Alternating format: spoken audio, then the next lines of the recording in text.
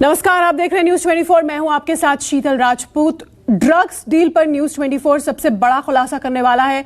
News 24 के पास एक ऐसा सबूत है जो ड्रग्स डील में सबूतों से छेड़छाड़ की कोशिश को साबित कर देगा।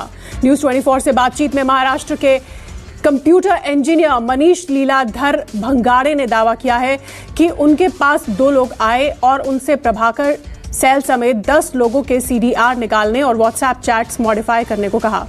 लीलाधर का दावा है कि उनके पास आलोक जैन और शैलेश चौधरी नाम के 2 शख्स आए थे और उन्हें इस काम को करने के लिए 5 लाख का ऑफर दिया गया।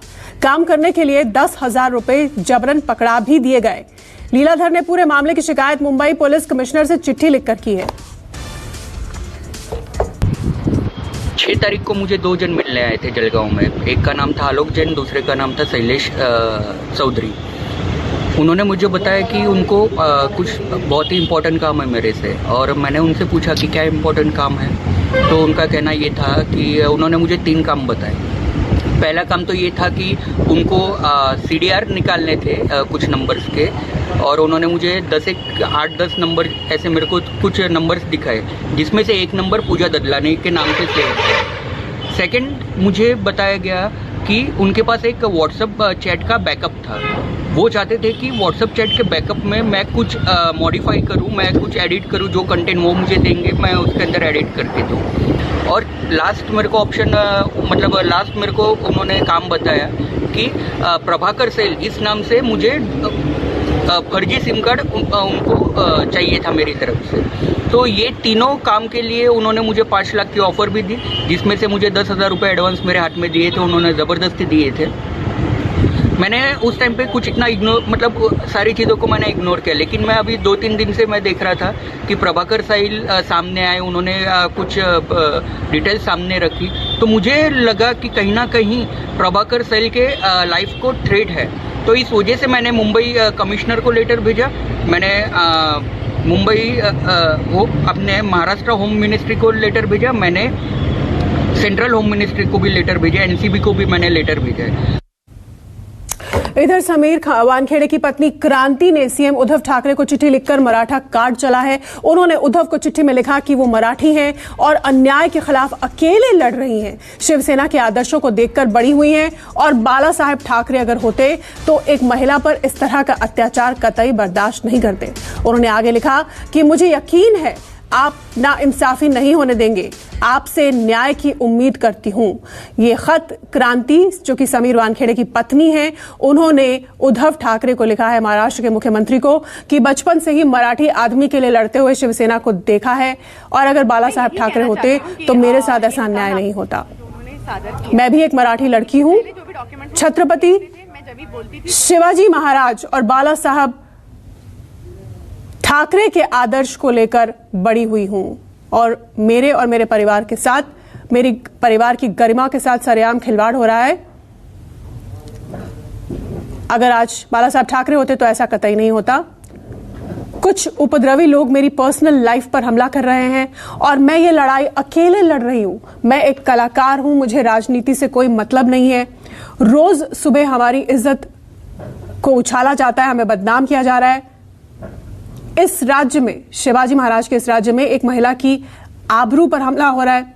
आज बाला साहब होते तो एक महिला पर अत्याचार बर्दाश्त कतई नहीं करते, लेकिन आप भी उनकी छवि हैं। आप यानी उद्धव ठाकरे से क्रांति ने कहा, और हमें यकीन है कि आप हम पर नाइंसाफी नहीं होने देंगे। मैं आपसे न्याय की उम्मीद करती हूं और मुझे यकीन है कि आप न्याय हमें देंगे। आपकी बहन क्रांति रेडकर, ये खत क्रांति रेडकर जो कि समीर वानखेड़े की पत्नी है, उन्होंने उद्धव ठाकरे को लिखा है। मराठी हूं, अकेली न्याय के लिए लड़ रही हूं, आपसे न्याय की उम्मीद करती हूं। ड्रग्स कांड में कानूनी लड़ाई हर बीतते दिन के साथ बेहद प्राइवेट, निजी होती जा रही है। अब इसमें क्रांति रेडकर के मराठी कार्ड से पहले नवाब मलिक ने मुस्लिम कार्ड और जवाब में हिंदू कार्ड खेला जा चुका है। तो कुल मिलाकर नशे की जांच से धर्म और जाति तक आंच पहुंचने लगी है। मामला उलझता चला जा रहा है लगातार। कई एंगल, कई पेच इसमें उलझे हुए हैं। क्रांति कहती है मैं मराठी हूं, नवाब मलिक कहते हैं कि वानखेड़े मुसलमान हैं, उनका परिवार कहता है कि वानखेड़े हिंदू है। और हमने कोई छेड़छाड़ नहीं की, जो कि नवाब मलिक ने आरोप लगाए थे कि इन्होंने सर्टिफिकेट में गलत जानकारी दी, दलित नहीं है, मुसलमान हैं। परिवार कहता है कि नहीं, ऐसा नहीं है, हम हिंदू हैं। और अब पत्नी कह रही है, उद्धव ठाकरे से अपील कर रही है कि परिवार की मदद करें। इससे पहले आज सुबह 2 अक्टूबर से फरार चल रहे मामले के मुख्य आरोपी केपी गोसावी को पुणे पुलिस ने गिरफ्तार कर लिया है। पुलिस ने गोसावी को धोखाधड़ी के मामले में गिरफ्तार किया है, लेकिन गिरफ्तारी के बाद गोसावी ने अपने बॉडीगार्ड प्रभाकर सैल के आरोपों को बेबुनियाद बताया और विपक्ष से साथ देने की अपील की। प्रभाकर सैल विषयी काही बोलू इच्छितो, जो आजचा त्याने व्हिडिओ टाकलेला आहे किंवा त्याबद्दल मला काही घेणं देणं नाहीये। मी मीडियाला एवढीच विनंती करतो की प्रभाकर सैल आणि त्याचे दोन्ही भाऊ यांचे सीडीआर रिपोर्ट आणि यांचे मोबाईल कन्व्हर्सेशन काढावे, मोबाईल चॅट्स काढाव्या। त्यामध्ये पूर्वीच्या काही चॅट्स असतील ज्यामध्ये माझ्या पैशांची घेवाणदेवाण असायची, ज्या टायमाला हा जायचा, पण 2 तारखेनंतरच्या चॅट्स याच्या ओपन कराव्या आणि कोणाकोणाचे काय काय संभाषण यांनी डिलीट केलेले आहेत ते डिलीट केलेले संभाषण पण काढावे, माझी एवढीच विनंती आहे। आणि आज मुंबई पोलिसांनी जर याची केस हातामध्ये घेतली तर सगळ्यात पहिले मुंबई पोलिसांनी ह्याची कारवाई करावी किंवा ह्याची इन्फॉर्मेशन काढावी। मंत्री वगैरे जेवढे याच्या मागे आहेत सगळ्यांची इन्फॉर्मेशन काढावी, माझं एवढंच म्हणणं आहे। आज मी एक मराठी व्यक्ती असल्यामुळे माझ्या पाठीमागे माझ्या मते तरी कोणी ना कोणी उभं राहावं, मुंबई पोलिसांकडे एक दरख्वास्त करावी किंवा एक अर्जी करावी, माझं एवढंच म्हणणं आहे, बाकी माझं काही म्हणणं नाहीये। ह्याचे फोन रेकॉर्ड काढा, सगळ्या गोष्टी क्लिअर होतील। हा जे जे एलिगेशन्स करतो हे प्रत्येकावर, ते सगळे एलिगेशन्स फॉल्स आहेत आणि पैसे ह्या लोकांनीच घेतलेले आहेत, त्यामध्ये सगळ्यात मेन हा आणि याचे दोघं भाऊ। ये हमारे पास 2018 में एक केस था चीटिंग का, 420 और आईटी एक्ट के हिसाब से एक आदमी को नौकरी लगाने की बात हुई थी, मलेशिया भेजा गया था और उसमें उस आदमी की चीटिंग हुई। उसके बेसिस पर हमारे यहाँ जो केस दाखिल हुआ वो 2019 में चार्जशीट हुआ था और उस टाइम किरण गोसावी को अरेस्ट नहीं किया गया था और फरारी घोषित किया गया था। उसी केस में बाद में कुछ घटनाएं हुई और उसका फोटोग्राफ सोशल मीडिया में वायरल हुआ, तो मालूम चला हमारे यहाँ वो केस पेंडिंग है। तो उस हिसाब से उसके अरेस्ट करने के लिए हमने कई टीम बनाई और टीम बनाने के बाद कई टीम हमारी इधर उधर गई और आज सुबह 3 बजे करीब उसको हम लोगों ने पुणे के एक लॉज से अरेस्ट किया है, डिटेन किया है और अरेस्ट की प्रोसीजर कंप्लीट कर रहे हैं और आगे की कार्रवाई हम शुरू करेंगे। तो ड्रग्स केस में नए पेज जुड़ते चले जा रहे हैं, मामले में राजनीति खुलकर सामने। आज फिर सुनवाई, गोसावी गिरफ्तार हो गया पुणे में, वानखेड़े से पूछताछ चल रही है, निकाहनामे का सच क्या है। और इस सब के बीच में समीर वानखेड़े की पत्नी की अपील उद्धव ठाकरे से।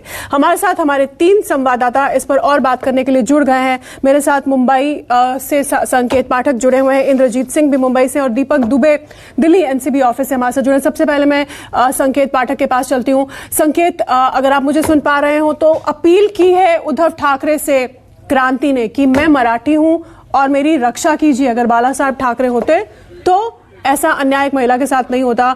मतलब अब मराठी कार्ड भी इसमें आ गया। तमाम तरह के एलिमेंट इस पूरे मामले में शुरू से हम देख रहे हैं लगातार, और अब ये एक नया एंगल।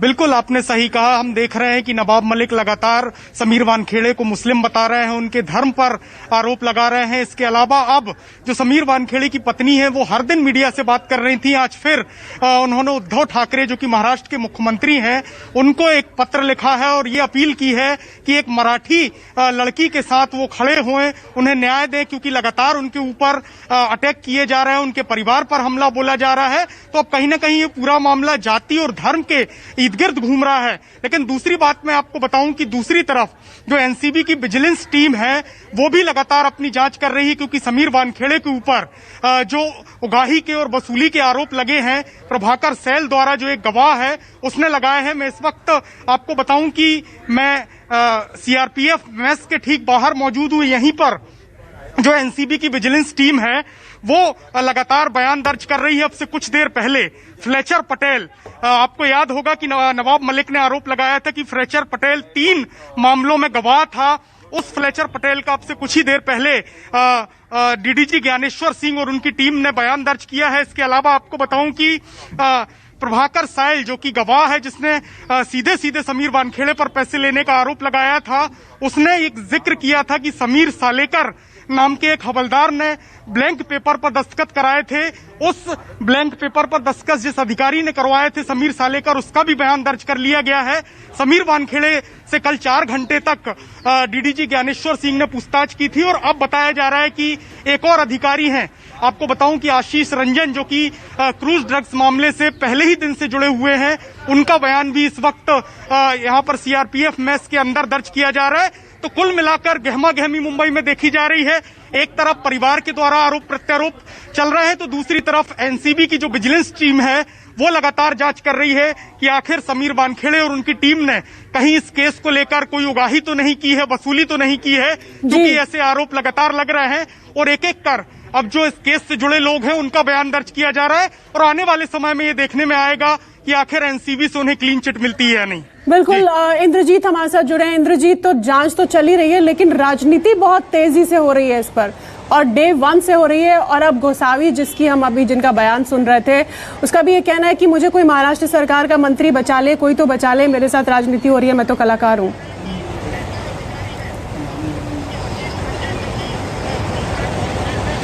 जी बिल्कुल, पहले दिन से इस पे राजनीति शुरू हो गई थी, लेकिन अब ये राजनीति जोर पकड़ने लगी है और हर कोई अब मराठी कार्ड खेलने लगा है। चाहे क्रांति रेडेकर की बात करें या केपी गोसावी की बात करें। केपी गोसावी ने भी कहा है कि मैं मराठी हूं और कोई मंत्री मुझे आए और बचाए।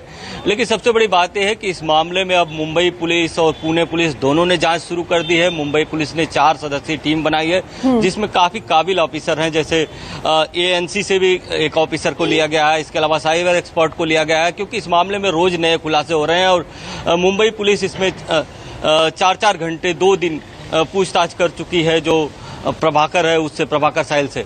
तो कहीं न कहीं मुंबई पुलिस अब सब कड़ियों को जोड़ रही है कि प्रभाकर साहिल जो बता रहा है उस तथ्यों में कितना दम है, जिन लोगों के बारे में बता रहा है वो लोग उस दिन उस लोकेशन पर मौजूद थे या नहीं थे। इसके लिए सीसीटीवी भी खंगाले जा रहे हैं। इसके अलावा सभी के फोन के जो रिकॉर्ड हैं वो देखे जा रहे हैं कि क्या उस वक्त उनके फोन वहां पे मौजूद थे कि नहीं, वो मौजूद थे कि नहीं।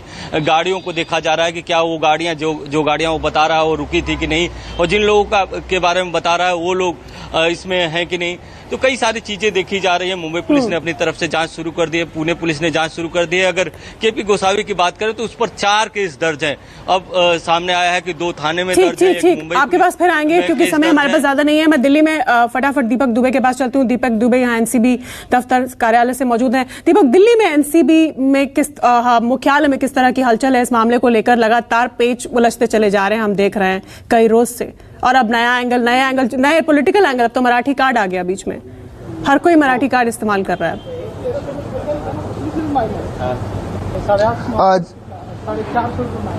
जी आपको बता दें कि दिल्ली एनसीबी के जो आला अधिकारी हैं, खासतौर पर डीजी हैं, वो इस पूरे मामले में अपनी नजर बनाए हुए हैं। सुबह ही इस पूरे मामले में ज्ञानेश्वर सिंह जो डीडीजी हैं उनसे बात हुई है और आगे किस तरह से इस पूरी जांच को लेकर जाना है, जिस तरह के गंभीर आरोप लगे हैं उसको देखते हुए जो एनसीबी है वो भी फूक फूक कर कदम रख रही है। यही वजह है कि हर उन लोगों के बयान दर्ज किए जा रहे हैं जो भी इस ड्रग क्रूज मामले में, चाहे वो एनसीबी के अधिकारी रहे हों या फिर पंच रहे हों। लेकिन अब ये सवाल एनसीबी के सामने सबसे बड़ा खड़ा हुआ है कि जो पुणे में केपी गोसावी को पुणे पुलिस ने गिरफ्तार किया है, तो क्या उसकी कस्टडी एनसीबी को जल्द से जल्द दी जाएगी? क्योंकि 2 बहुत ही अहम इस पूरे मामले में गवाह रहे क्रूज ड्रग मामले में, चाहे वो केपी गोसावी हो और इसके साथ साथ प्रभाकर साहिल हो। प्रभाकर साहिल को बुलाया गया था, वो अभी एनसीबी के सामने हाजिर नहीं हुआ है। वहीं केपी गोसावी की गिरफ्तारी हो चुकी है। मुंबई पुलिस जो है वही साहिल के गंभीर आरोप के बाद इस पूरे मामले में लगातार जांच कर रही है।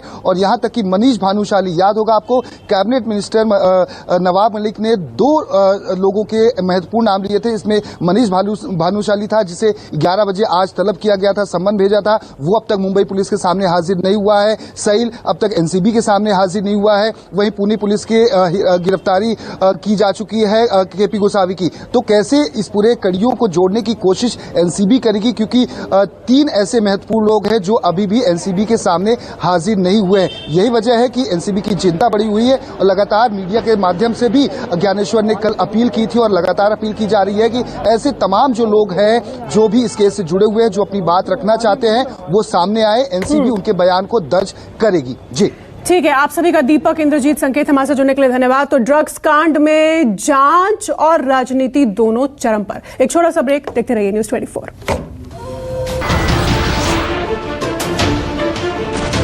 नमस्कार, मैं हूं मानक गुप्ता।